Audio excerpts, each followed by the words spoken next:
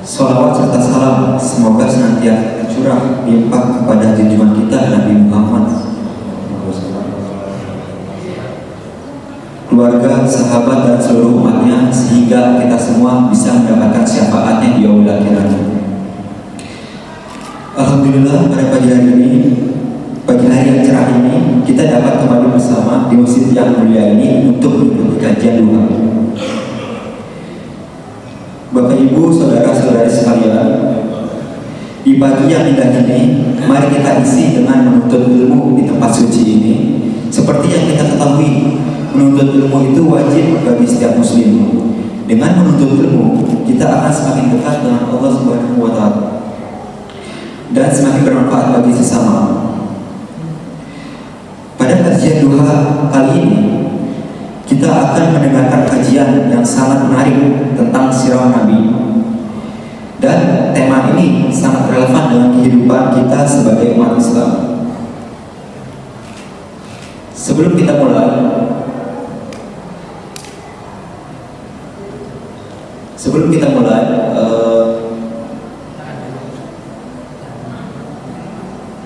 mari kita dengarkan syair tilawah yang akan dibacakan oleh Najwan dan Yusuf. Untuk Najwan dan Yusuf dipersilakan.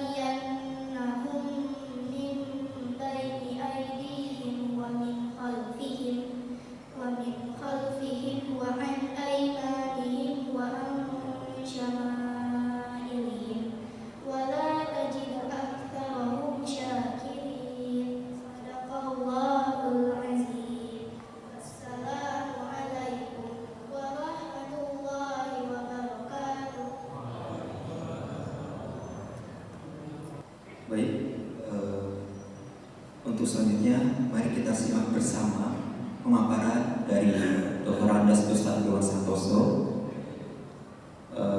Untuk Dr. Andes Iwan Santoso dipersilakan dengan hormat.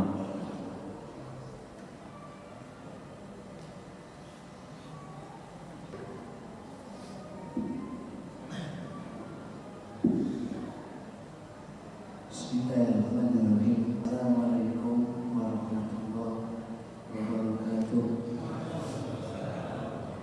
Alhamdulillah, syukurillah, wala hawla wala quwwata illa billah.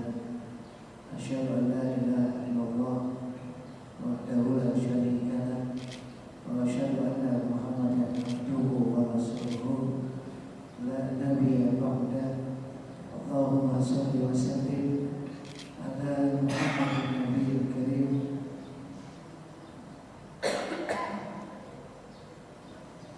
wa ala alihi wa sahbihi ajma'in. Amma ba'du, alhamdulillah, puji dan syukur mari kita panjatkan kehadirat Allah Subhanahu wa taala. Salawat dan salam juga semoga tercurah kepada junjungan kita Nabi Muhammad sallallahu alaihi wasallam. Para jemaah sekalian yang dirahmati Allah Subhanahu wa taala, puji dan syukur mari kita panjatkan kehadirat Allah Subhanahu wa taala. Salawat dan salam juga semoga tercurah kepada junjungan kita Nabi Muhammad sallallahu alaihi wasallam. Pada kesempatan hari ini kita kembali menelusuri jejak kehidupan Rasulullah sallallahu alaihi wasallam. Kenapa harus kita telusuri? Karena di dalamnya begitu banyak kebaikan. Di dalamnya ada banyak bekalan, khususnya buat orang-orang yang beriman.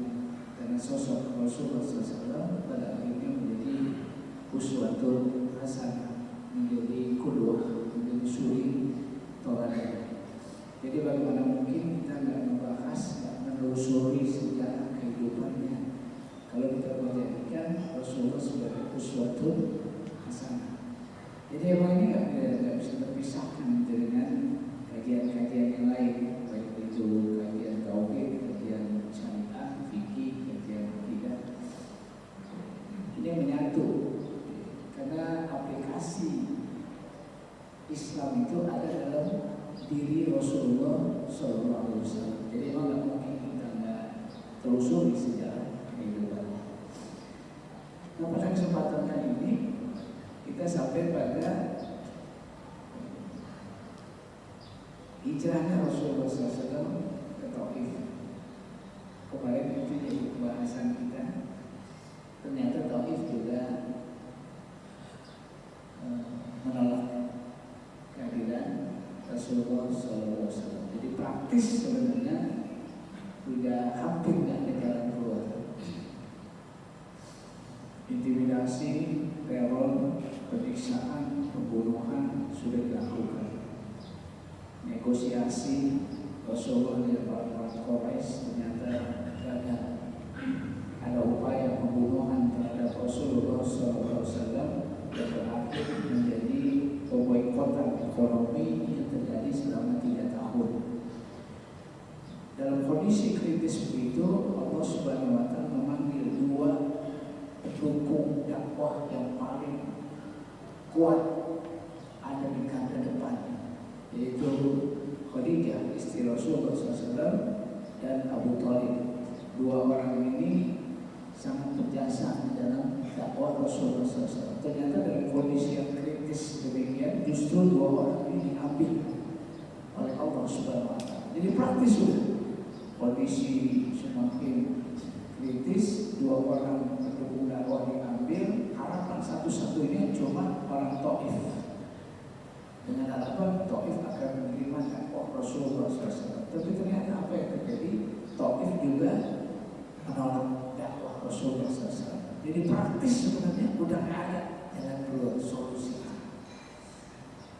Sampai kemudian Allah Subhanahu wa taala mengisra dan menempatkan Rasulullah sallallahu alaihi wasallam. Jadi dalam kondisi kayak begitu, kondisi yang paling bawah, kritisnya harus sangat kritis. Di situ Allah Subhanahu wa taala mengisra dan menempatkannya Rasulullah sallallahu alaihi wasallam. Yang dia bilang oleh Allah Subhanahu wa taala dalam satu ayatnya, A'udzubillahi minasyaitonir rajim. Subhanalladzi asra bi 'abdihi minal masjidil haram ilal masjidil aqsa alladzi barakna hawlahu linuriyahu min ayatina innahu huwas samiul basir. Peristiwa ini diabadikan oleh Allah Subhanahu wa taala dalam Al-Qur'an. Subhanalladzi asra, maha suci Allah yang telah menjalankan hambanya dari Masjidil Haram ke Masjidil Aqsa, di mana Allah Subhanahu wa taala berkah kedua itu. Peristiwa ini jadi menarik memang, karena Rasulullah SAW melakukan 2 aktivitas.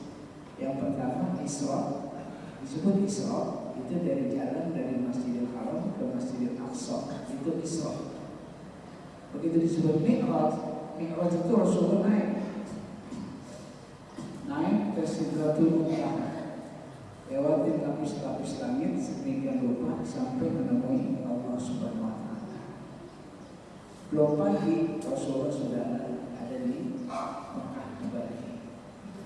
Itu berapa kemudian disebut dengan Isra Mi'raj. Isra ke Masjidil Aqsa, Mi'raj ke Sidratul Muntaha. Sebelum fajar Rasulullah sudah tiba di Mekah. Peristiwa ini jadi besar karena memang peristiwa ini luar biasa. Orang diarah dari Masjidil Haram ke Masjidil Aqsa ke Sidratul Muntaha sampai pukul pagi dan tiba lagi di Mekah. Ini memang luar biasa. Karena kemudian ayatnya dimulai dengan Subhanallahi, Maha Suci Allah. Kenapa? Karena yang ingin digambarkan oleh Allah adalah sesuatu yang maha besar. Maka dimulai dengan Subhanallahi Asra, Maha Suci Allah. Jadi peristiwa ini diabadikan oleh Allah Subhanahu wa Ta'ala dengan turunnya surat Al-Isra ayat pertama. Para jemaah sekalian yang dirahmati Allah Subhanahu wa Ta'ala, Rasulullah SAW naik ke Sidratul Muntaha. Ini banyak kisah di kitab Sahih Bukhari, Sahih Muslim, menceritakan banyak peristiwa demi peristiwa. Sampai Rasulullah SAW menunggang hewan, dibilang keledai, di atas keledai, prostorin di atas keledai, tapi dibilang onta, di bawah onta. Jadi di atas keledai tapi di bawah onta. Langkahnya itu sejauh memandang itu langkah dia. Sayapnya kanan kiri, kalau lihat kanan itu sayap itu, sayap aja gitu. Ke kiri juga begitu. Yang kemudian dikenal dengan burung. Jadi difasilitasi oleh Allah Subhanahu wa Ta'ala dengan hewan yang namanya burung.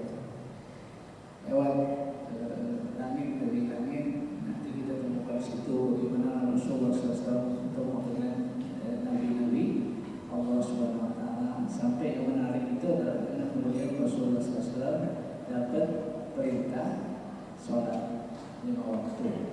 Itu yang sebenarnya paling mendasar dari proses Isra dan Mi'rajnya Rasulullah SAW. Karena setelah Isra Mi'raj, Allah Subhanahu wa Ta'ala berikan hadiah istimewa kepada Rasul dan kaum muslimin, yaitu pelaksanaan sholat 5 waktu. Yang sebelumnya sholat itu 2 waktu, pagi dan petang. Setelah peristiwa ini, maka Rasulullah SAW mendapat perintah untuk melaksanakan sholat 5 waktu. Selesai turun dari Sidratul Muntaha, Rasulullah SAW di pagi hari itu Jibril datang mengajarkan Rasulullah sholat seperti yang kita lakukan hari ini. Sampai di Mekah, Rasulullah SAW duduk di dinding Ka'bah. Sejenak kemudian Abu Jahal datang.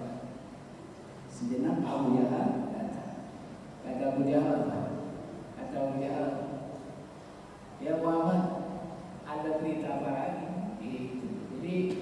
Jadi menghina benar memang, menghina banget. Dia bukan pengen tahu ada berita apa lagi. Abu Jahal cuma mengejek Rasulullah SAW. Ada berita apa lagi? Rasulullah SAW mendengar berita itu, maka dia Abu Jahal, Rasulullah SAW ada berita besar, gitu. Diceritakan. Gitu. Karena ini berita besar, maka di satu riwayat Abu Jahal itu ngundang banyak orang. Nyiapin, kalau melihat kita nyiapin kursi, nyiapin sosisnya, mengundang banyak orang. Kenapa? Karena Muhammad mau bicara. Gitu. Jadi yang mau ngomong Muhammad, tapi yang sibuk Abu Jahal. Abu Jahal ini dia semua itu. Jadi yang target menghina Rasulullah SAW. Diceritain apa yang terjadi. Ada beliau mereka mengingkari apa yang disampaikan oleh Rasulullah SAW. Mereka cuma ingin bukti. Kalau memang pernah ke Masjidil Aqsa, tolong jelaskan Baitul Maqdis itu kayak apa. Maka Allah Subhanahu wa Ta'ala memberikan pertolongan kepada Rasulnya menggambarkan tentang Baitul Maqdis dengan tiang-tiang, sehingga Rasulullah SAW bisa cerita begitu jelas tentang Baitul Maqdis. Tapi udah dikasih begitu juga ternyata orang kafir Quraisy tidak mau percaya dengan apa yang disampaikan oleh Rasulullah SAW. Tiba satu saat kemudian mereka bertanya kepada Abu Bakar As-Siddiq. Bertanya ke Abu Bakar As-Siddiq dengan harapan Abu Bakar juga akan menolak apa yang disampaikan oleh Rasulullah SAW. Tapi Abu Bakar bukan orang yang gegabah. Abu Bakar bukan orang yang mudah terprovokasi. Abu Bakar bukan orang yang sangat hati-hati. Ini terkenal betul. Rasulullah Abu Bakar orang yang sangat hati-hati. Karena ketika ditanya tentang berita tentang Rasulullah SAW Isra dan Mi'raj, maka Abu Bakar tidak langsung merespon. Tapi Abu Bakar kemudian nanya balik, siapa yang melakukan itu? Kata orang-orang Mekah, Muhammad. Maka Abu Bakar kemudian mengatakan, kalau Muhammad saya percaya. Kalau Muhammad saya percaya. Kita lihat Abu Bakar. Dia begitu ada berita begitu tak langsung respon, tapi dia tanya dulu siapa yang melakukan. Begitu disebut Muhammad, maka Abu Bakar kemudian mengatakan, kalau Muhammad saya percaya. Ini jadi benar sosok Abu Bakar. Akhirnya Allah Subhanahu Wa Taala berkali Rasulullah SAW dengan sholat, di mana kemudian sholat menjadi perekat antara Rasulullah dengan Allah. Ini yang juga sholat pada akhirnya menjadi perekat antara seorang Muslim dengan Tuhannya Allah Subhanahu Wa Taala 5 kali dalam satu hari. Para jemaah sekalian yang dirahmati Allah Subhanahu Wa Taala, ini peristiwa Isra dan Mi'rajnya Rasulullah SAW. Lalu ada pelajaran apa yang bisa kita dapat dari peristiwa Isra dan Mi'rajnya Rasulullah SAW? Yang pertama adalah bahwa peristiwa ini merupakan peristiwa yang sangat istimewa, peristiwa yang sangat besar, sehingga ayat yang membuka ayat ini dengan kalimat tasbih, memuji Allah Subhanahu Wa Taala, karena ini peristiwa yang luar biasa, sekaligus memberikan legitimasi tentang kenabian Muhammad Rasulullah SAW. Yang kedua, bahwa Isra dan Mi'raj ini merupakan kado istimewa dari Allah Subhanahu Wa Taala kepada Rasulullah SAW. Penghibur, menjadi hiburan buat Rasulullah SAW, menjadi tumpuan harapan buat Rasulullah SAW di sela-sela hampir putus asa. Jadi emang jalan keluar itu biasanya ada di ujung, di detik-detik terakhir, di mana kemudian istiqomah kita tuh diuji di situ. Dia biasanya solusi itu ada di situ di belakang. Kenapa? Karena nggak mungkin Allah Subhanahu Wa Taala membiarkan orang-orang yang berjuang di jalannya terus nggak punya arah, nggak ada pertolongan, nggak ada bantuan, nggak mungkin, itu nggak mungkin. Tapi emang datangnya di ujung, di belakang. Untuk apa? Untuk menguji. Maka ada ungkapan sesungguhnya solusi itu justru datang di saat-saat kita hampir putus asa. Jadi ketika hampir putus asa, justru solusi itu datang. Cuma kita suka gagal di situ. Di ujung itu kita suka gagal. Kita akhirnya berpaling dari Allah Subhanahu Wa Taala. Nah, Isra dan Mi'raj itu berikan hiburan di saat-saat kondisi yang paling kritis sekalipun. Di situ Allah Subhanahu Wa Taala memberikan kado istimewa, hiburan, memberikan kepada Rasulnya sebuah kekuatan spirit yang lebih luar biasa. Kenapa? Karena ini belum apa-apa sebenarnya. Tantangan di depan akan lebih besar lagi. Karena Allah Subhanahu Wa Taala menunjukkan kebesarannya di hadapan Rasulnya. Seolah-olah Allah mengatakan, ya Muhammad, ente nggak usah khawatir, sesungguhnya saya bersama kamu. Siapa saya? Ditunjukin tuh saya siapa, ditunjukin dari mulai fasilitas kendaraan yang dipakai itu udah nunjukin kebesaran Allah Subhanahu Wa Taala, sampai diperjalankannya di perjalanan yang istimewa Isra dan Mi'rajnya Rasulullah, itu semuanya menunjukkan kebesaran Allah, sehingga itu menjadi bekalan yang paling kuat buat Rasulullah SAW untuk terus memperjuangkan agama Allah.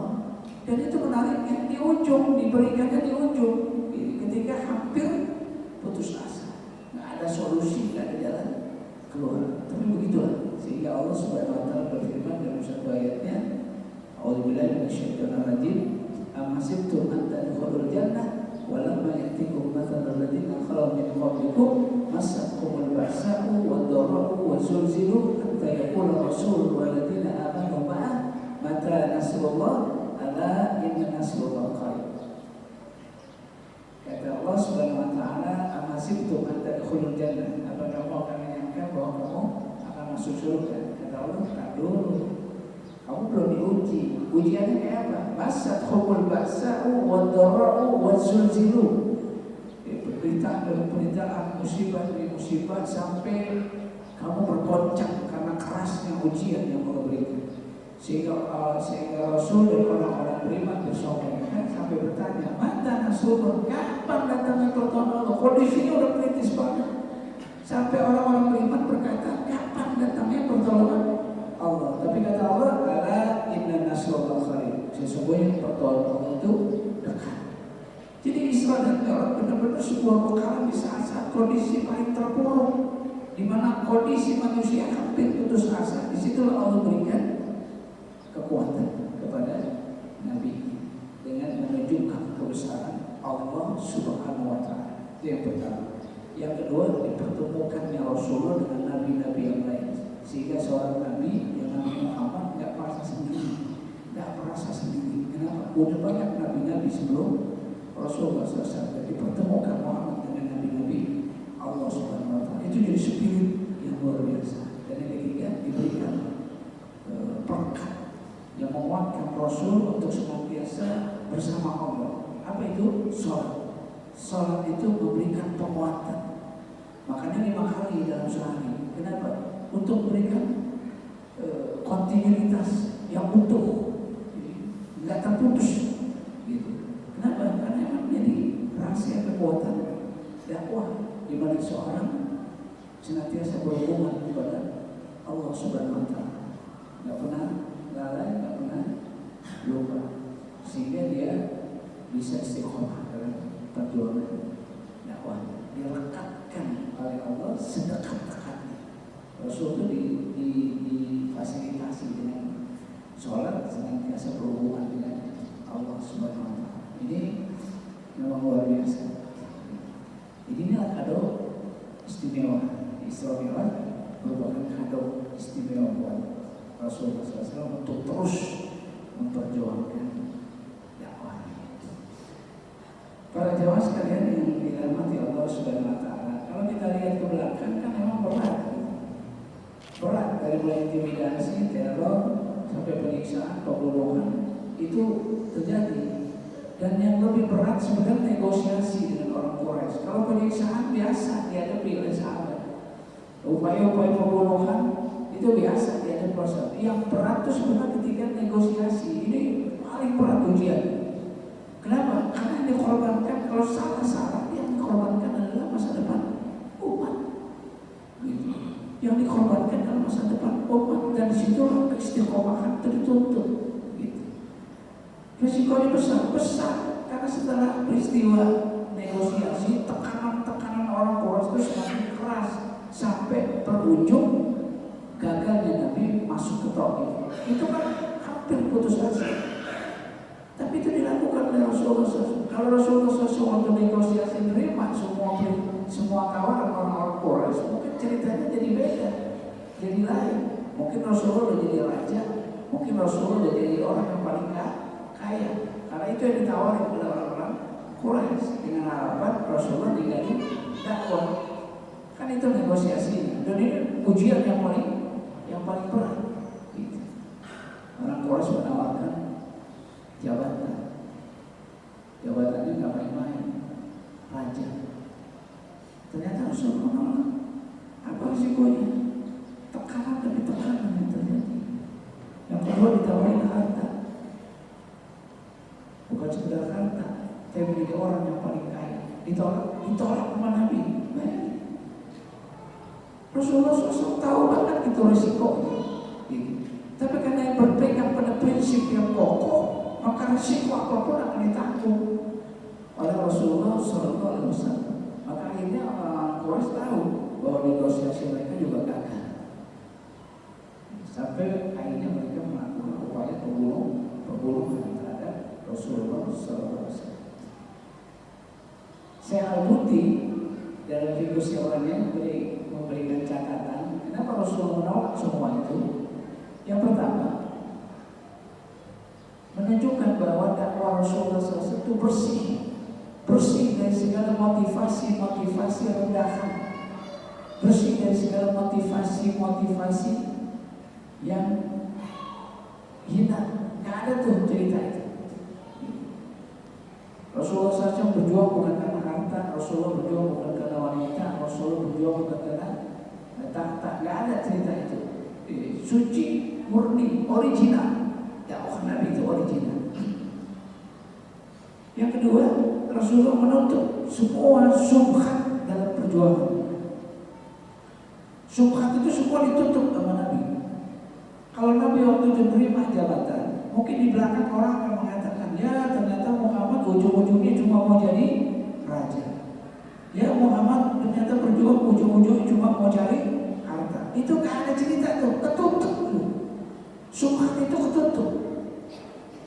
Dan itu menjadi penting dalam sebuah perjuangan.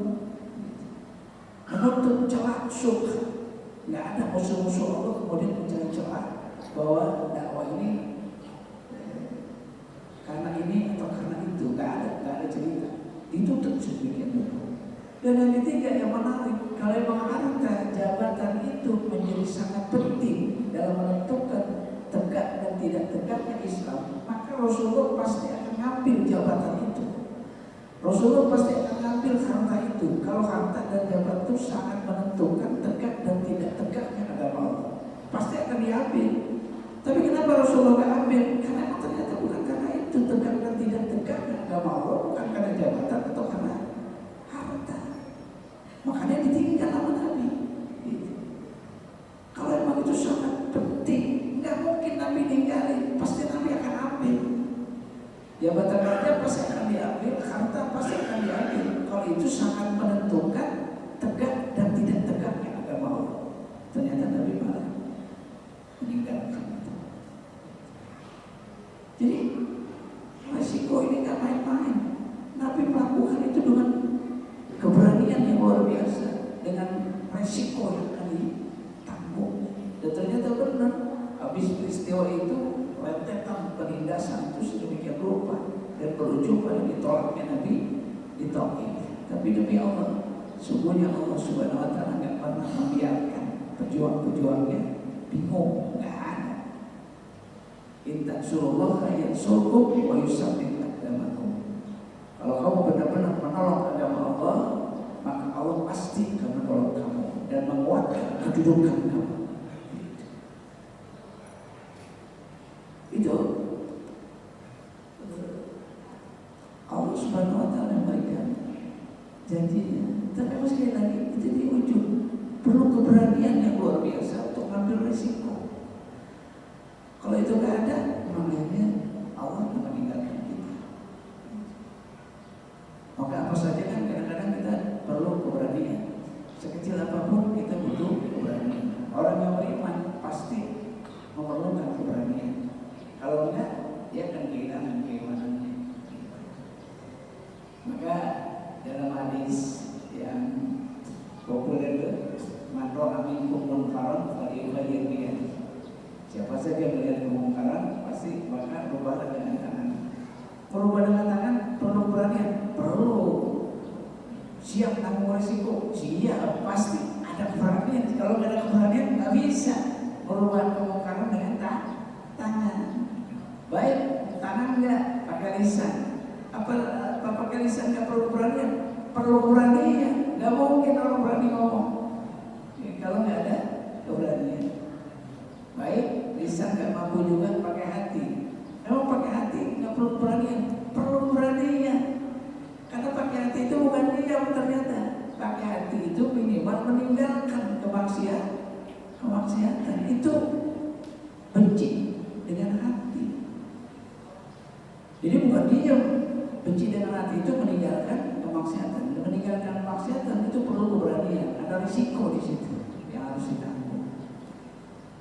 Maka kata Allah Subhanahu wa taala dalam satu ayatnya, wa qad nazala 'alaikum fil kitabi an idza sami'tum ayatullahi yukfaru biha aw yastahza'u biha fala taqulu ma'hum hatta yaqulu fi haditsin ghairi innakum idza misluhum innallaha jami'ul munafiqina wal kafirina fi jahannam jami'a. Kata Allah Subhanahu wa taala turun dalam kitab ini, manakala kamu melihat ayat-ayat Allah diingkari, ayat-ayat Allah itu diolok-olok, maka kata Allah fala taqulu ma'hum, jangan kalian duduk lagi bersama mereka. Itu reaksi hati itu. Jadi hati itu reaksinya bukan diam tapi ninggalin.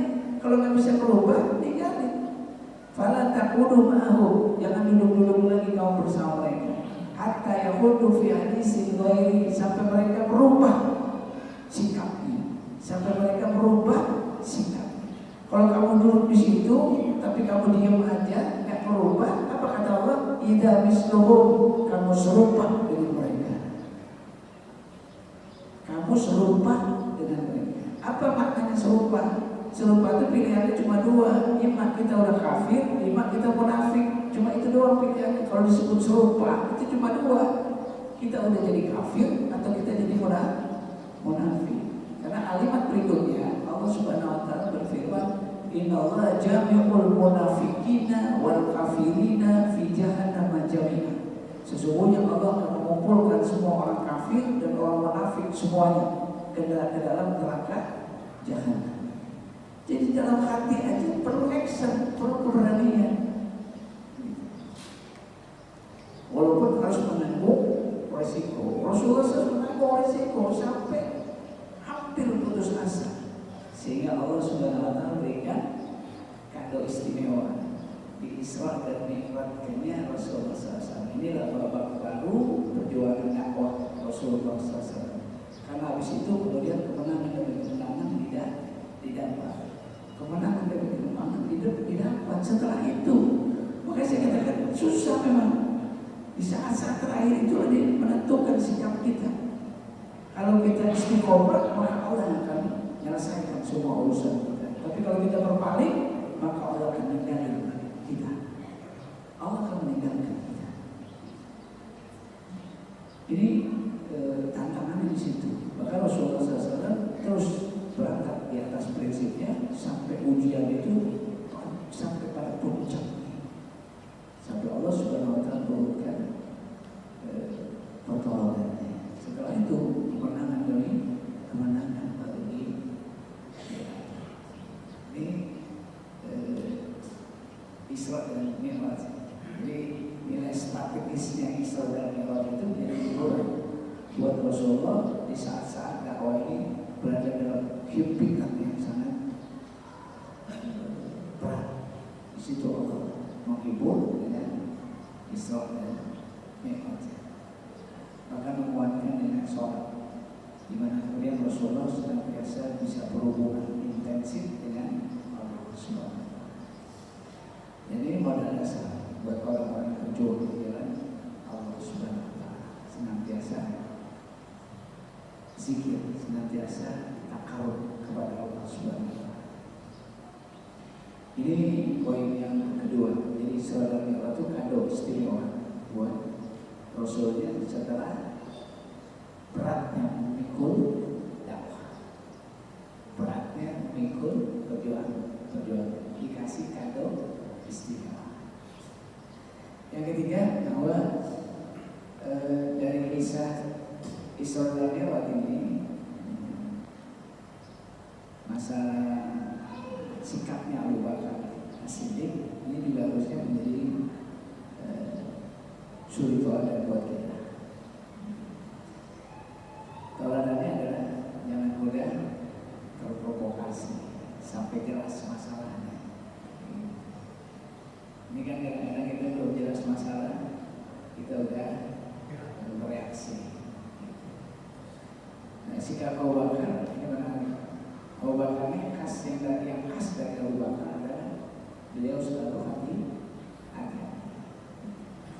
Salah satu sikap hati-hatinya itu ketika beliau sholat tahajud itu, sholat witir itu habis sholat isya. Habis sholat isya, sholat witir. Beda dengan Umar. Umar itu terkenalnya sungguh-sungguh, terkenalnya sungguh-sungguh. Tapi kalau Umar memang terkenalnya hati-hati. Dia sholat witirnya habis isya. Sementara Umar bin Khattab sholat witirnya habis sholat malam, sholat tahajud. Ini dua sahabat utama, tapi praktek ibadahnya berbeda. Yang bingung siapa? Sahabat-sahabat yang lain bingung. Ini sebenarnya yang benar yang mana? Karena yang kemudian dipanggil kedua sahabat ini, Abu Bakar asli dipanggil pas sholat witir habis isya. Kata Abu Bakar, saya khawatir nggak bangun ya Rasulullah. Tuh, khawatir nggak bangun. Makanya sholat witir habis isya. Kata Rasulullah, begitu Abu Bakar, orangnya hati-hati. Itu khasnya Allah. Jadi nggak mudah terprovokasi, dia sangat jeli melihat sebuah masalah, jangan kemudian akhirnya menuduh atau menimpakan sebuah fitnah yang sebenarnya orang itu nggak harus difitnah. Abu Bakar, Umar beda lagi, orangnya memang sungguh-sungguh. Ketika ditanya kenapa kau sholat witir habis tahajud, kata Umar, saya yakin bangun ya Rasulullah. Apa kata Rasulullah? Umar benar. Memang Umar orangnya sungguh-sungguh. Jadi Umar begitu khasnya, sungguh-sungguh. Sementara Umar Abu Bakar orangnya sangat hati-hati. Nah, ada peristiwa Isra Mi'rajnya kita lihat. Isra Mi'rajnya Rasulullah, kita melihat sikap Abu Bakar yang khas dari Abu Bakar. Itu sikap sangat hati-hati melihat sebuah berita. Paling tidak melihat sebuah berita. Karena di dalam satu ayat juga kan Allah Subhanahu wa taala mengisyaratkan, ya ayyuhalladzina amanu in ja'akum fasiqun binaba'in fatabayyanu. Ya orang-orang beriman, jika kamu mendengar sebuah berita yang disebar oleh orang fasik, maka hendaklah kamu tabayyun, cek dulu berita itu. Atau di ayat yang lain, ya ayyuhalladzina amanu in tuti'u fariqam minal ladzina utul kitab yaruddukum ba'da imanikum kafir. Ya orang-orang beriman, jika kau mengikuti orang-orang yang telah kami beri Alkitab, mengikuti itu bisa mengikuti akhlaknya, mengikuti perilakunya, bisa mengikuti opininya. Kalau itu kita ikuti, apa yang terjadi? Kata Allah, mereka akan berusaha untuk mengembalikan kamu kepada kafir. Jadi sikap perbuatan ini makanya harus menjadi bahan perhatian buat kita kaum muslimin ketika teknologi itu semakin canggih, ya, ada di tangan kita, ya, kapan saja bisa kita pakai, ya, data jelajahnya itu luar biasa. Makanya di situ betul-betul lebih hati-hati dengan sikap ini. Berangkat dari sisa Abu Bakar. Dan yang terakhir, catatan terakhir tentang Baitul Maqdis. Baitul Maqdis ini disebut-sebut oleh Allah Subhanahu wa taala di Quran. Ila Masjidil Haram, ila Masjidil Aqsa. Apa pesannya? Pesannya bahwa Masjidil Haram dan Masjidil Aqsa adalah simbol kewibawaan umat yang harus dijaga oleh kaum muslimin. Karena tidak heran kalau kemudian jihad di Palestina itu jadi berbeda dengan jihad di tempat yang lain. Kenapa? Karena di sana ada Masjidil Aqsa, beda dengan jihad di banyak negara, gitu. Karena di sana ada Masjidil Aqsa. Apa maknanya? Masjidil Aqsa itu kiblat pertama kaum muslimin. Jadi wajar kalau kaum muslimin terikat hati dengan Palestina, karena di sana ada Masjidil Aqsa, kiblat pertama kaum muslimin. Jadi Rasulullah sebelum sholat menghadap Masjidil Aqsa, Masjidil Haram, itu Rasulullah menghadap Masjidil Aqsa. Berapa lama? 16 bulan, setahun lebih Rasulullah menghadap, kalau sholat menghadapnya ke Masjidil Aqsa, sampai dirubah kiblatnya ke Masjidil Haram. Ini pesannya apa? Wajar kalau jihad di Palestina mendapat prioritas, ada lebih Kenapa? Karena di sana ada kiblat pertama kaum muslimin, di mana semua kaum muslimin harus terikat dengan urusan Palestina. Yang kedua, jadi istimewa jihad di Palestina karena musuh utama kaum muslimin ada di sana, yaitu Yahudi. Jadi kiblat pertama ada di sana, musuh utama juga ada di sana. Jadi perhatian kaum muslimin terhadap jihad di Palestina memang harusnya lebih gitu daripada jihad di tempat yang lain. Karena dua faktor ini. Pertama ada jihad, ada kiblat pertama kaum muslimin, dan yang kedua ada musuh utama kaum muslimin, Yahudi ada di sana, berkumpul di sana. Gitu.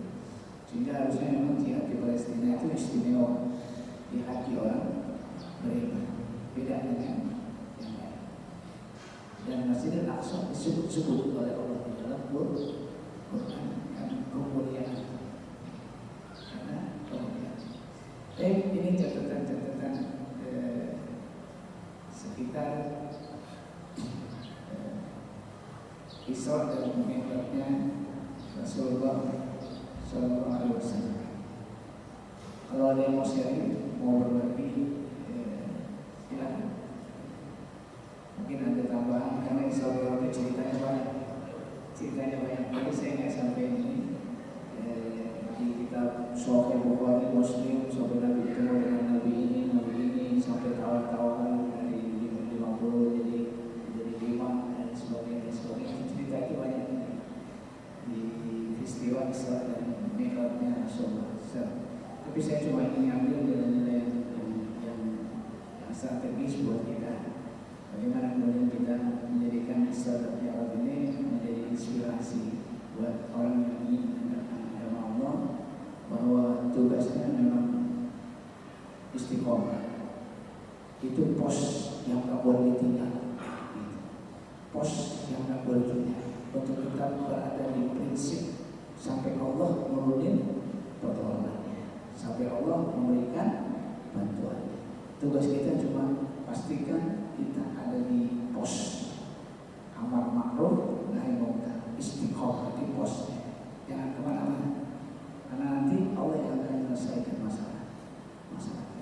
Kalau kita kemana-mana, nanti Allah malah tinggalin kita. Itu masalahnya. Dan di sini kita lihat Rasulullah istiqomah sampai detik-detik terakhir, hampir putus asa, nggak ada jalan keluar. Di situ Allah berikan kekuatan. Itu sholat dan sebagainya, itu perkat-perkat yang lebih menguatkan Rasulullah untuk siap berjuang.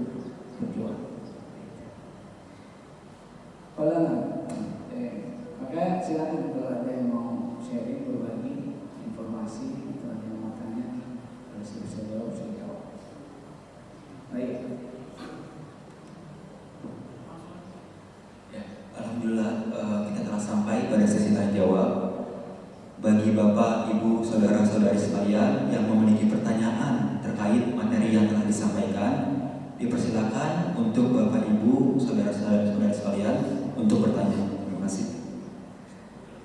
Assalamualaikum warahmatullahi wabarakatuh. Pak Ustaz, saya mau bertanya.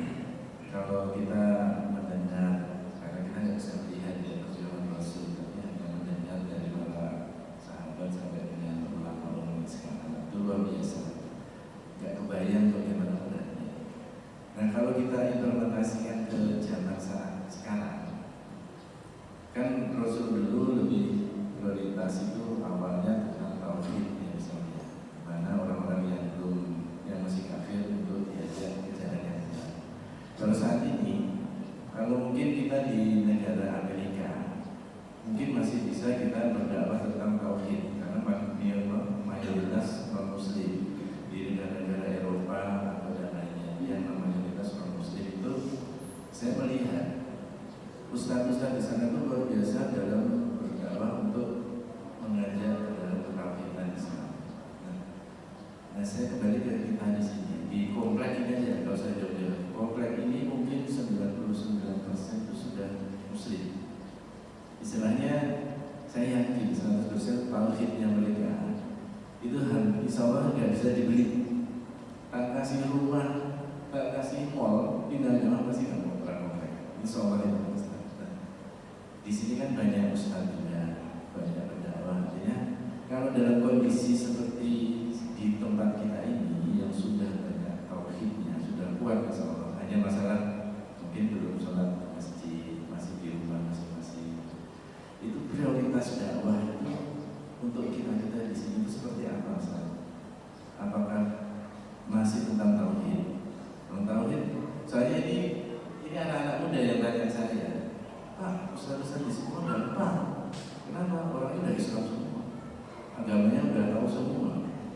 Dia ngasih pengajian tentang ini, itu gampang. Itu anak-anak muda dia yang tanya saya. Coba ustaz-ustaz dari Amerika, di Jepang, itu mereka sangat susah mengajak mereka. Sekarang kita ini sudah punya tauhid ya, bersama di sini. Prioritas dakwah kita ini sekarang seperti apa? Prioritasnya. Yang gini itu saya. Terima kasih. Assalamualaikum warahmatullahi wabarakatuh. Nah, tadi tanya ini. Jadi yang pertama memang jihad kita dengan ulama-ulama saudara-saudara kita di negara kafir memang berbeda. Kalau saudara-saudara kita di negara kafir itu memang menitikberatkan pada tauhidnya lebih pada membuktikan Allah. Karena mereka ateis, sebagai mereka non-Islam. Jadi tantangannya adalah bagaimana bisa membuktikan eksistensi Allah. Di situ pertarungannya. Pertarungannya di situ. Jadi mendasar banget gitu. Yang diperjuangkan itu sesuatu yang sangat mendasar karena mereka kafir kepada Allah. Sehingga tugas utama para ashabat di sana adalah bagaimana kemudian menjadikan mereka beriman kepada Allah. Jadi tatanan itu sangat yang paling dasar gitu, dari orang kafir menjadi orang beriman.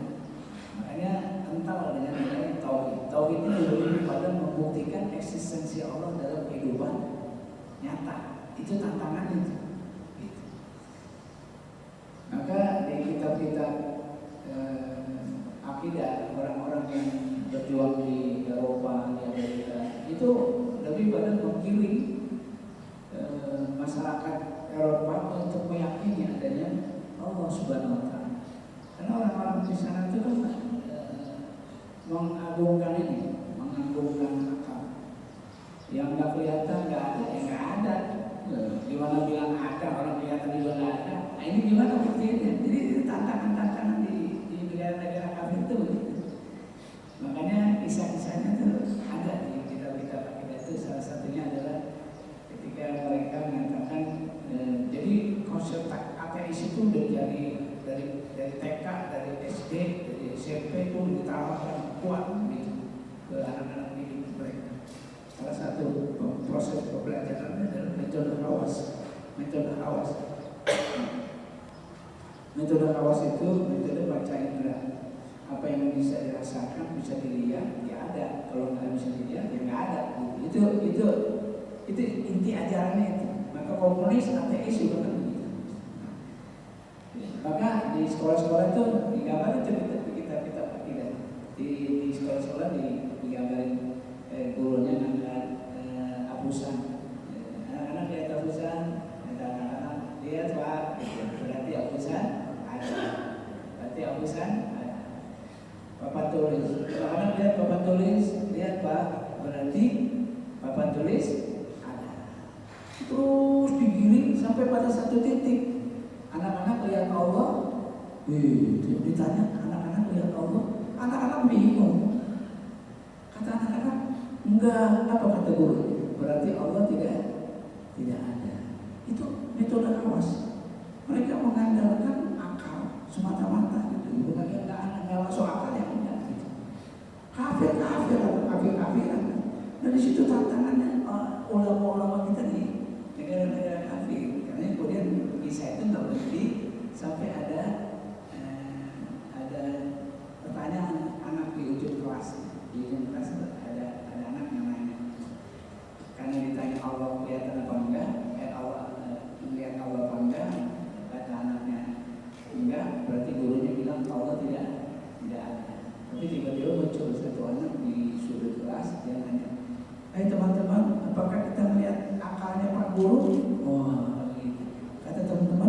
Enggak, oh berarti Pak Guru nggak punya akal. Jadi logika itu yang mau ditawarkan ke orang-orang ateis itu. Karena dia melulu hanya yang zohir, yang nggak zohir dia nggak percaya. Padahal angin itu kan nggak kelihatan. Ada sih katanya warnanya merah angin, karena kalau merokan warnanya merah. Tapi berapa banyak yang kita nggak lihat, tapi eksistensinya ada. Itu yang ditawarkan oleh ulama-ulama di sana. Konsep alam ini terjadi dengan sendirinya. Itu juga orang-orang kafir ya terjadi sendirinya, udah mati, udah selesai, nggak ada urusan. Nah itu yang coba ditawarkan oleh ulama-ulama di sana, sehingga diceritain semuanya anak-anak semua, karena logika ateis itu cuma bisa disanggah oleh anak-anak doang, nggak usah ulama sebenarnya, anak-anak juga selesai. Maka dikisahkan ada anak-anak yang lewat jembatan jatuh, banjir, hanyut ya. Di sekolah gurunya tahu, ini ateis nih guru. Dia ceritakan bahwa alam ini terjadi dengan sendirinya. Tapi anak-anak mau bantah kan nggak bisa. Gurunya bilang alam terjadi dengan sendirinya, mau bantah nggak bisa. Nah ada kesempatan ketika anak itu jatuh dari jembatan, hanyut di kali, tiba-tiba lagi ngajar, pertengahan ngajar, anak-anak yang patah jembatan itu, yang hanyut di kali, tiba-tiba muncul di depan kelas, gitu. Bajunya basah semua.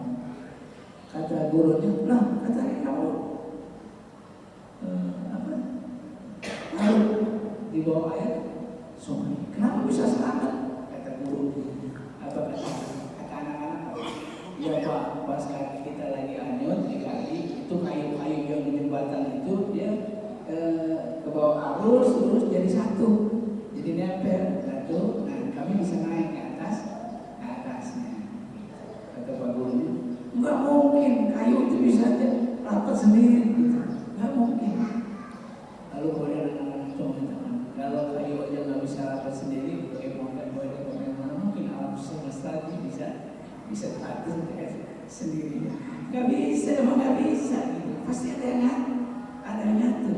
Logika itu yang ditawarkan oleh orang-orang ateis, karena tantangannya bukan masalah dia, justru masalahnya dia ateis menjadi mukmin. Tapi di kita kan itu udah selesai memang harusnya. Sebagian besar kita sudah bertauhid, mau tahu tauhid atau nggak tahu tauhid, tapi kaum muslimin di kita sudah bertauhid karena statusnya sudah muslim. Gitu. Terus target sasaran dakwah kita jadi apa? Memang bukan lagi ngasih tahu ini Allah ada atau tidak. Udah, itu udah selesai. Gitu. Tantangannya adalah bagaimana wujud tauhid itu, wujud dari tauhid itu. Apa? Tauhid itu akhirnya harusnya menjadikan kita menjadi orang yang lebih baik. Tauhid pada akhirnya harus menjadikan kita orang yang lebih baik. Itu sebenarnya bahwa nanti ada orang yang sholat rajin di masjid, nanti ada orang yang jujur dalam berdagang, dia jadi pegawai, dia jadi jujur, itu ekspresi dari tauhid. Itu sebenarnya kemudian menjadi tekanan.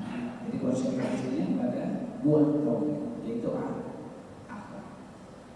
Itu yang krisis kan adanya di kita. Gitu. Aku muslim tapi nggak jujur. Aku muslim tapi nggak amanah, aku muslim tapi mencuri, muslim tapi macam-macam. Kan itu krisis kita kan di situ. Bagaimana konsentrasinya dan bagaimana menjadikan tauhid sebagai barometer untuk melahirkan buahnya. Buahnya itu akhlaknya. Kata Rasulullah, "Akmalul mu'minin imanan ahsanuhum khuluqan." Orang mukmin yang paling bagus imannya adalah yang paling bagus akhlaknya. Jadi sekarang bagaimana kita merawat tauhid sampai dia berbuah? Buahnya adalah akhlak. Konsentrasinya akhirnya bukan lagi percaya Tuhan atau tidak di kita, tapi bagaimana kemudian kepercayaan kita kepada Tuhan melahirkan buahnya. Buahnya itu adalah akhlak. Itu tantangan di negara Muslim. Jadi bukan masalah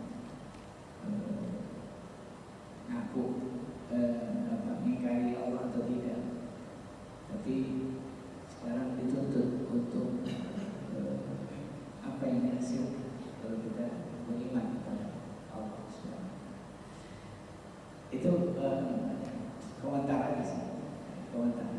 Jadi bagaimana konsentrasi pada nilai-nilai keimanan yang asasi, bukan sekedar sholat di masjid itu bagus, tapi yang lebih dari itu kan gimana kita bisa jujur, gimana kita bisa amanah, gimana kita bisa sabar, gimana kita bisa bersyukur. Itu kan nilai-nilai yang harusnya melekat pada setiap orang yang begitu. Itu yang krisis.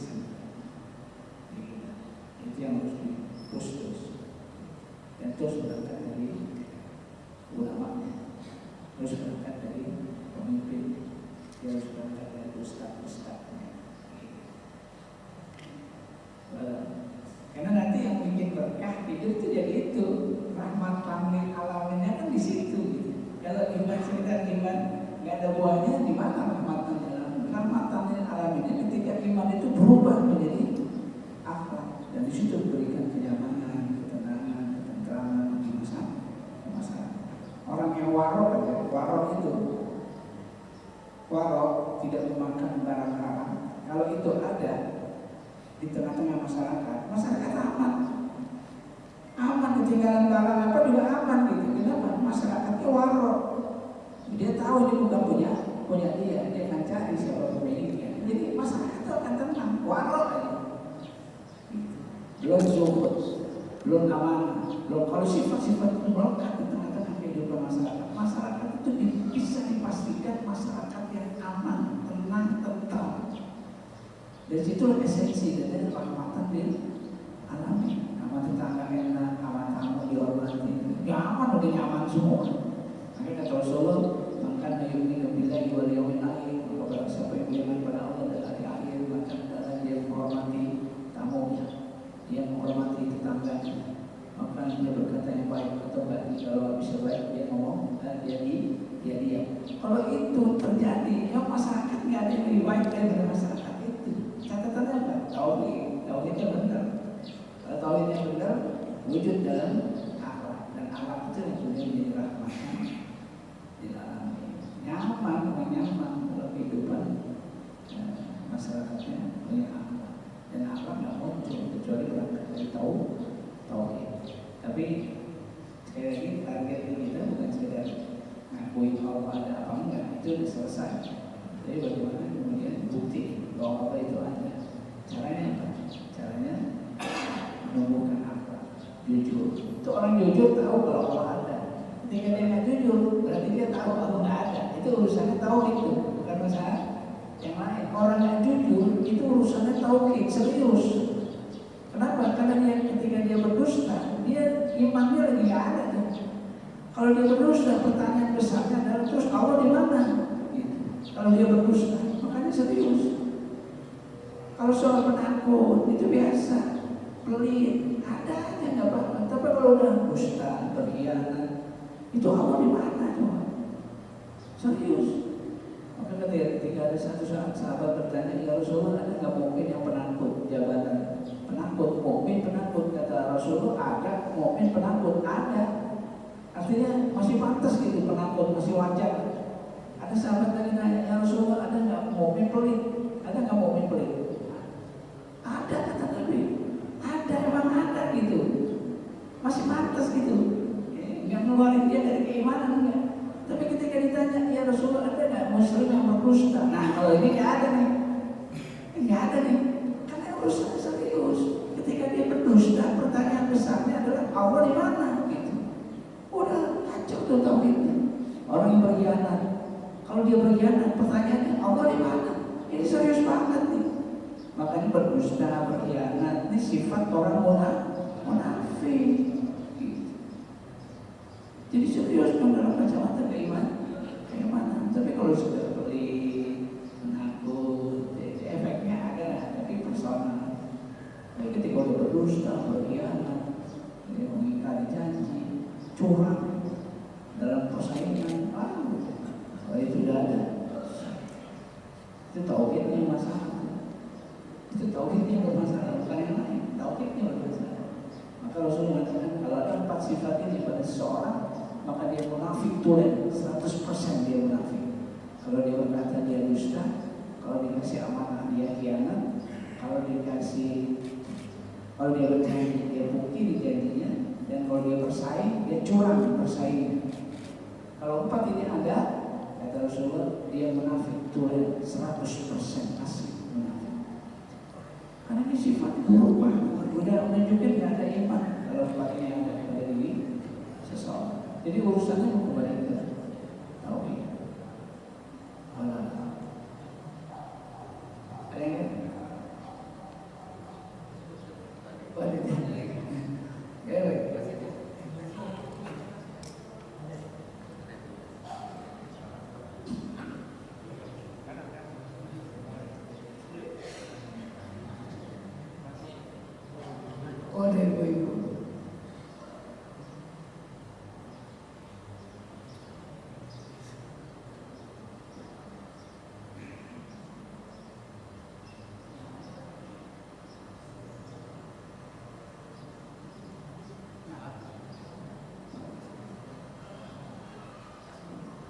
Assalamualaikum.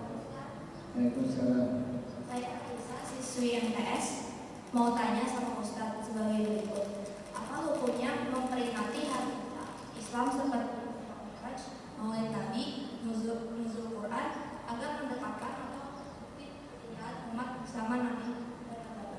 Terima kasih.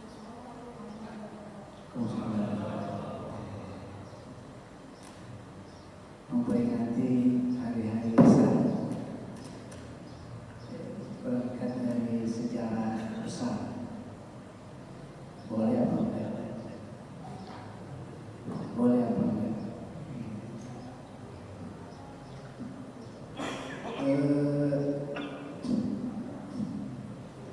Sejauh kita ingin mengambil pesan yang ada di dalamnya, sebenarnya nggak ada yang diperdebatkan. Memberikan isi Islam pesan-pesan Islam itu ulama hampir sepakat.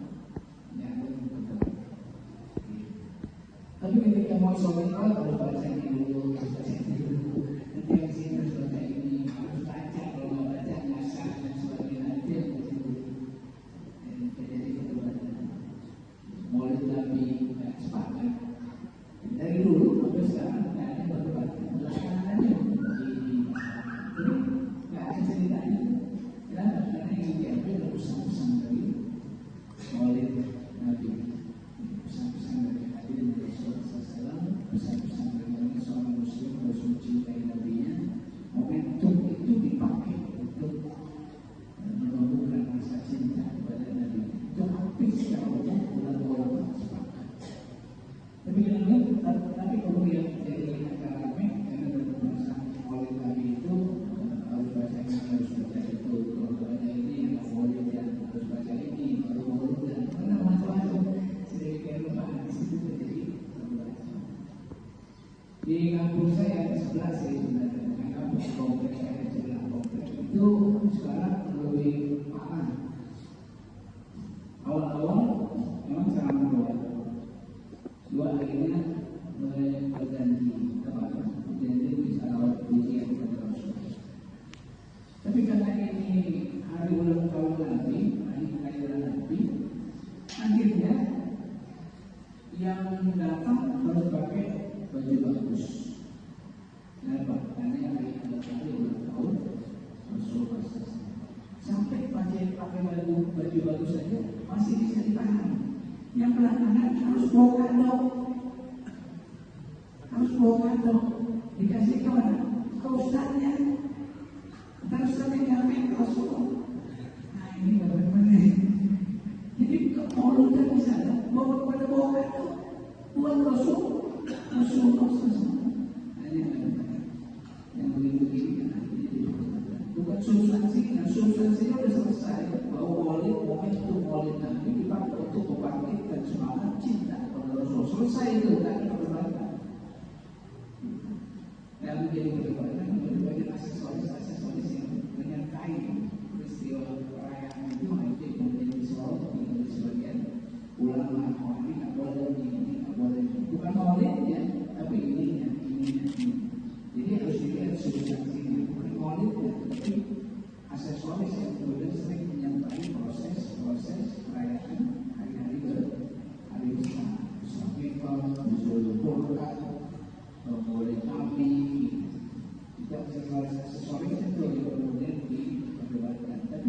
substansi, mengambil momentum itu sebagai upaya membangkitkan kekayaan kita untuk berislam, hampir sepakat melakukan dalam perbuatan.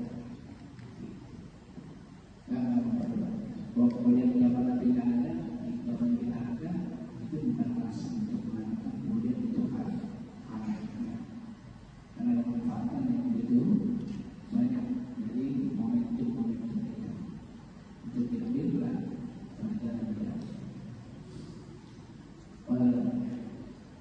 Ini anak SMP. Ini jawab. Mudah-mudahan dipahami. Karena saya belakangan lagi ada susah ngomong anak ini, tapi saya terkomunikasi. Tapi mudah-mudahan bisa paham. Saya pernah disuruh mengajar daurah ngaji sirah, karena saya ngaji sirah, suruh ngaji sirah. Itu suruh ngaji sirah. Saya nggak tahu ini anak-anaknya apa, SD, SMP, SMA. Saya suruh ngajar.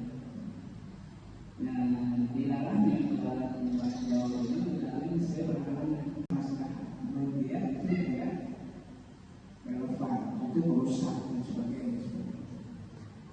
Tapi kalau di Muslim itu dasarnya bukan masalah, tapi dasarnya keimanan. Maksudnya apa? Kalau di Rusia sekarang dia lihat mudah, tapi nanti ketika dia satu oh kayaknya mungkin apa ada manfaatnya juga, bisa jadi halal lah. Tapi kalau di Muslim tetap aja haram gitu. Kenapa? Karena dasarnya adalah keimanan. Prostitusi di tempat yang lain itu awal dilakukan. Tapi nanti di belakang hari di belakang mungkin dia ada yang lihat ada masalahnya bisa jadi haram untuk prostitusi. Tapi di Islam sampai kapanpun haram. Kenapa? Karena dasarnya iman. Itu beda. Di Australia itu belajar matematika katanya cukup berapa bulan selesai. Tapi untuk belajar antri itu 2 tahun bisa antri tertik itu 2 tahun baru selesai. Jadi dia ambil masalah dari semua kebaikan itu dasarnya itu. Tapi ketika bukan masalah yang ada dia bisa jadi berantakan. Tapi dalam Islam basicnya iman. Jadi apapun babi apapun haram. Apapun itu dasar kita. Jadi kalau ada yang dengan kafir itu aman, tentang ya mungkin mereka sedang melihat manfaat dari itu. Tapi ada jaminan kemudian setelah itu akan sesuatu itu. Kalau satu saat karena basic itu keimanan maka bisa jadi kita berantakan bisa jadi. Tapi kita boleh tapi itu yang terjadi. Kalau Rasul yang pertama hubungannya dengan Islam, yang kedua basic perbaikan itu tadi bukan masalah. Itu juga penting jadi pertimbangan. Sehingga jangan itu kayaknya lebih baik dengan aku ya daripada Muslim itu kan sebuah yang kata sebuah karena ini belum lagi ini belum akhir. Tapi ini sebuah proses. Jadi dengan lain ini memaksa kita untuk lebih hati. Mendorong kita untuk lebih hati. Kenapa kemudian ajaran yang bagus, sosok yang bagus, semuanya bagus, tapi kemudian kadang-kadang itu kan jadi sederhananya buat para sakit, untuk para ustaz, untuk menjadikan doakan dalam perjuangan yang dengarkan. Karena dalam hal minum apa, susah. Kalau sudah ngomong doang itu dengan minum apa yang mungkin mau masuk neraka, penting dari minum apa? Ada bang, ada. Tapi jangan berzina, nanti kalau berzina masuk neraka loh. Penting kan? Ada. Nah yang kayak begitu kadang-kadang harus pakai regulasi, harus pakai peraturan, harus pakai kelas, harus pakai itu maksa mereka untuk meninggalkan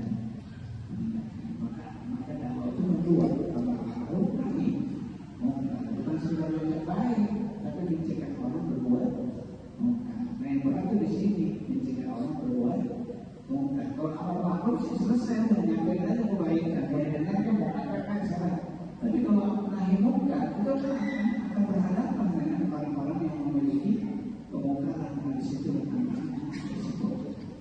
Padahal dakwah nggak sempurna, kecuali dua ini dipenuhi, amar ma'ruf nahi munkar. Kalau amar ma'ruf nggak selesai. Gitu kan orang yang minum khamr nggak bisa segera dibilangin, diancam dari neraka dan sebagainya. Karena tetap aja dia minum khamr. Yang berzina tetap aja berzina. Yang begini harus punya regulasi, punya aturan dan sebagainya. Untuk meredam kerusakan yang terjadi.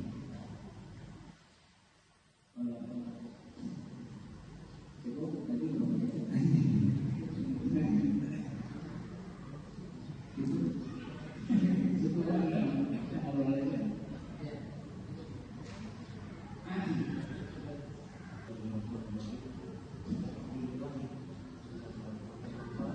Pada pagi hari ini yang sudah disampaikan dengan penuh hikmah dan pelajaran dengan berharga.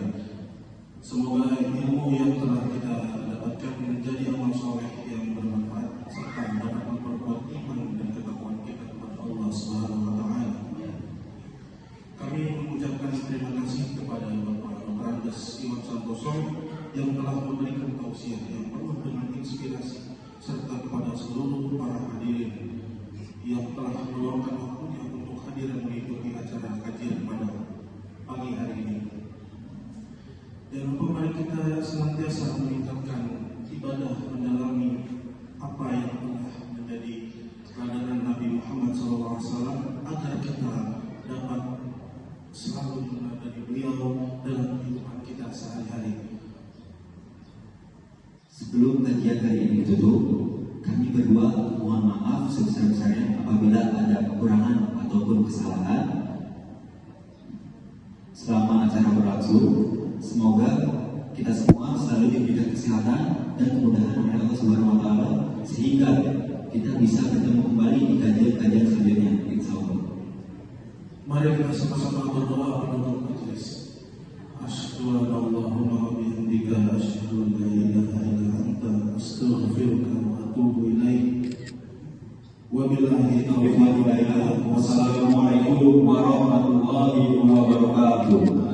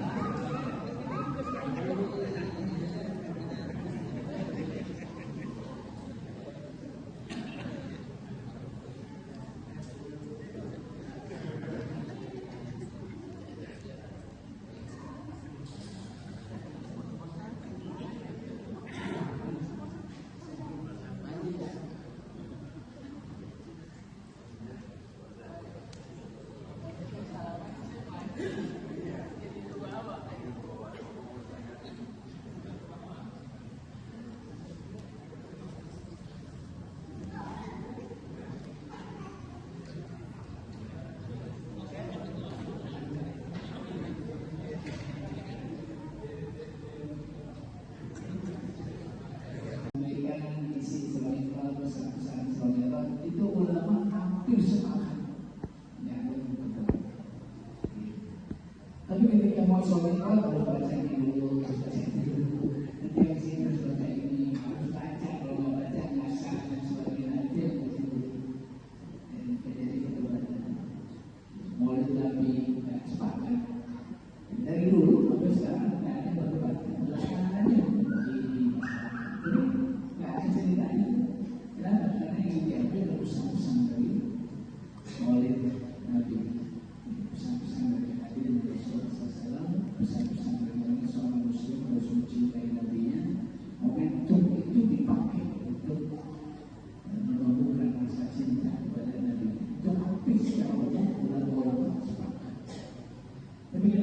tapi kemudian jadi acara ramai karena berpasang oleh Nabi itu harus baca ini, harus baca itu, kalau baca ini yang boleh dan harus baca ini, baru boleh dan karena macam-macam sedemikian rupa di situ terjadi macam-macam. Di kampung saya di sebelah sih sebenarnya kampung kompleks saya di sebelah kompleks itu sekarang lebih parah. Awal-awal memang sangat mudah. Dua akhirnya mulai berjanji berjanji bisa rawat ujian terus. Tapi karena ini hari ulang tahun Nabi, hari kelahiran Nabi, akhirnya yang datang harus pakai baju bagus. Kenapa? Karena yang hari ulang tahun Rasulullah. Sampai pakai baju bagus saja masih bisa ditahan. Yang belakangan harus bawa kado, dikasih ke mana? Ke ustadznya. Terus sampai nyampe Rasul. Nah ini bagaimana? Jadi kalau udah di sana bawa kado buat Rasul. Yang begini kan bukan substansinya sudah selesai. Bahwa momentum maulid Nabi dipakai untuk membangkitkan semangat cinta kepada Rasul. Selesai itu, tak ada perbaikan. Dan menjadi perbaikan banyak aksesoris yang menyertai peristiwa perayaan itu kemudian disorot di sebagian ulama ini nggak boleh ini nggak boleh bukan maulid ya, tapi ini. Jadi harus dilihat substansinya, bukan maulid ya, tapi aksesoris yang kemudian sering menyertai proses perayaan hari-hari besar, Nuzul Quran, Maulid Nabi. Itu aksesoris itu yang kemudian diperdebatkan. Tapi secara substansi mengambil momentum itu sebagai upaya membangkitkan kekayaan kita untuk berislam, hampir sepakat ulama kan dalam perdebatkan. Bahwa kemudian penyampaian tidak ada, kalau tidak ada, itu bukan alasan untuk mengatakan kemudian itu hal karena ada manfaatan yang begitu banyak. Jadi momentum kita untuk diambillah pelajaran kita. Ini anak SMP. Ini memang mudah-mudahan dipahami. Karena saya belakangan lagi ada susah untuk pemahaman anak ini, takutnya terkomunikasi. Tapi mudah-mudahan bisa paham.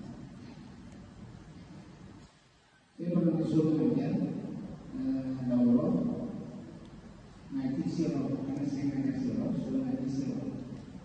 Itu suruh ngaji sirah. Saya nggak tahu ini anak-anaknya apa. SMP saya sudah ada.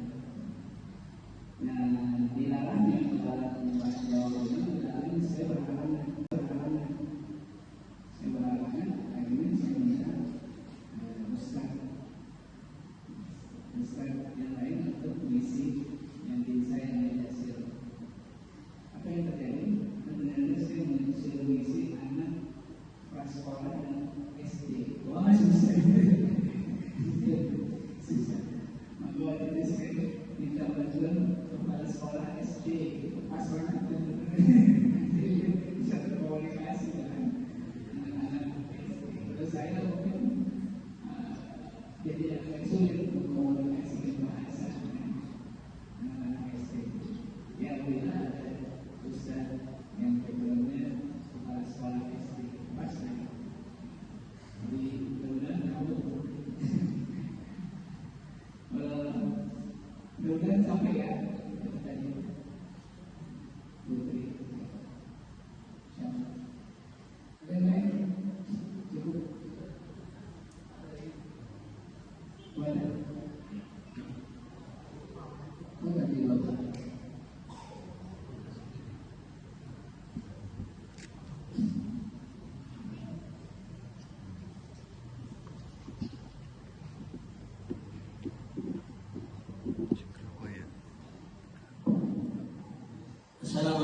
warahmatullahi wabarakatuh.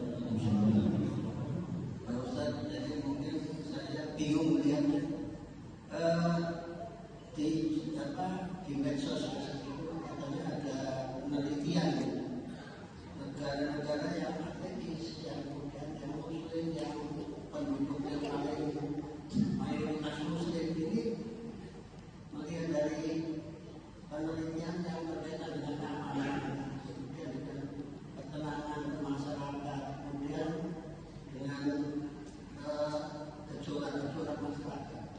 Ini konon yang pasti peringkat awal ini justru di negara-negara ateis, bukan di negara-negara muslim. Justru di negara-negara muslim ini yang gejolaknya tinggi, tidak aman, barang-barang pencuri dan sebagainya, korupsi dan sebagainya, itu justru di negara-negara yang notabene penduduknya mayoritas muslim. Nah, ini bagaimana kaitan dengan seperti tadi bahwa orang yang muslim menyatakan dan sebagainya akan menjadikan akhlak yang baik dan sebagainya. Nah, ini kesan rahmatan yang alamin kok malah tidak di negara muslim tetapi di negara-negara Islam. Itu memang mendapat perspektifan. Assalamualaikum warahmatullahi wabarakatuh. Ya, ini harus kita bedakan dua Islam satu sisi, ini orang sisi yang Islam satu sisi. Islam diambil dari segi yang ada yang lebih tinggi dari Islam. Dia mulia dari Islam. Dan Rasulullah sudah menunjukkan bahwa dengan Islam kehidupan ini lebih mulia. Tapi umatnya satu sisi ya umat. Kalau dia konsisten, dia akan tapi kalau nggak konsisten, dia akan merusak ini. Ini yang perlu dilihat dulu. Yang kedua, kalau orang kafir itu lebih nyaman, saya sering katakan di Rusia itu minum khamr dilarang. Di Rusia itu minum khamr dilarang, tapi negara Islam malah pada minum khamr. Di Rusia itu boleh. Iklan khamr itu dilarang, diharamkan. Boleh. Bahkan di beberapa negara masuk Rusia itu boleh. Kenapa? Karena mereka menyadari dari destruktif, dari rusak, dari itu mereka sudah tahu, makanya boleh mereka marah. Jadi dasarnya adalah masalah. Dasarnya masalah. Menurut dia itu tidak relevan, itu merusak dan sebagainya.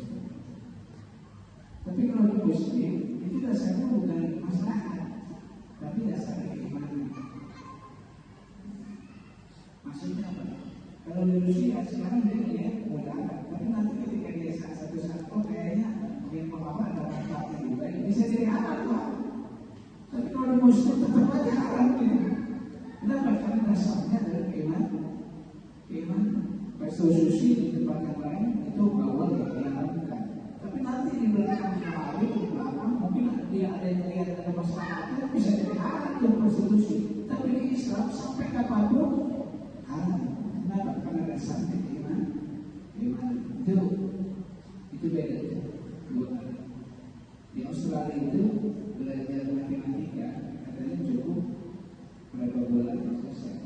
Tapi untuk belajar antri itu 2 tahun bisa antri praktek itu 2 tahun baru selesai. Jadi dia nanti masalah dari semua kebaikan dasarnya itu. Tapi ketika bukan masalah yang ada terjadi bisa jadi berantakan. Tapi dalam Islam basicnya iman. Jadi apapun itu babi apapun haram, apapun itu dasar kita. Jadi kalau hari ini mungkin dengan kafir itu aman, damai, tentram, ya mungkin mereka sedang melihat manfaat dari itu. Tapi tidak ada jaminan kemudian setelah itu atau begitu pada satu saat karena basic itu yang mana maka bisa jadi kita berantakan bisa jadi. Tapi kita boleh. Tapi itu yang terjadi. Tapi kalau Rasul yang pertama hubungannya dengan Islam, yang kedua basic perbaikan itu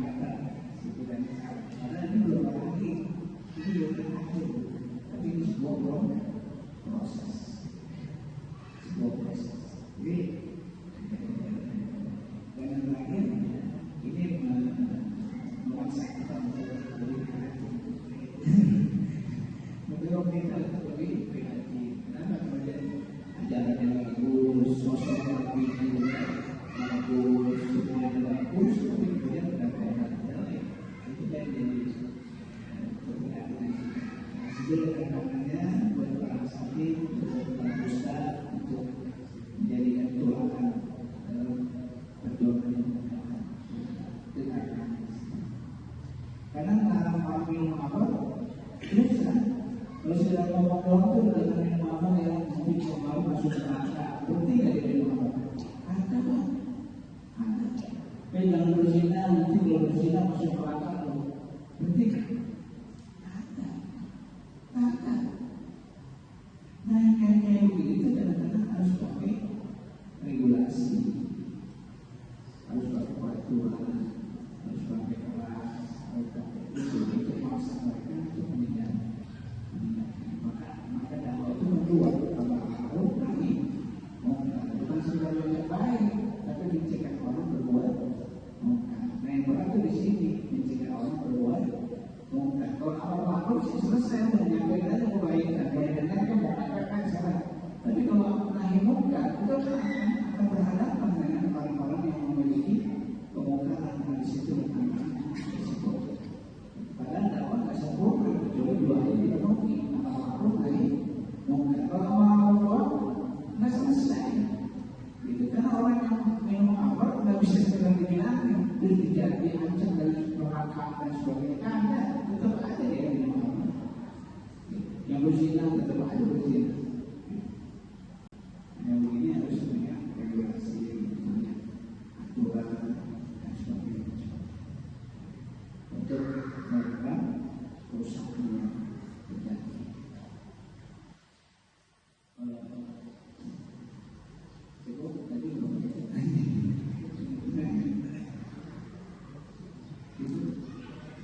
Setelah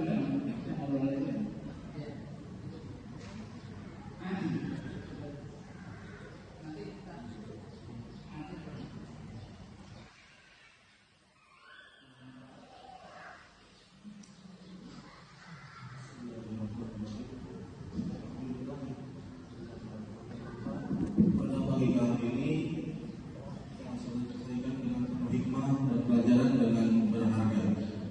Semoga ilmu yang telah kita dapatkan menjadi amal soleh yang bermanfaat serta dapat memperkuat iman dan ketakwaan kita kepada Allah Subhanahu wa Ta'ala.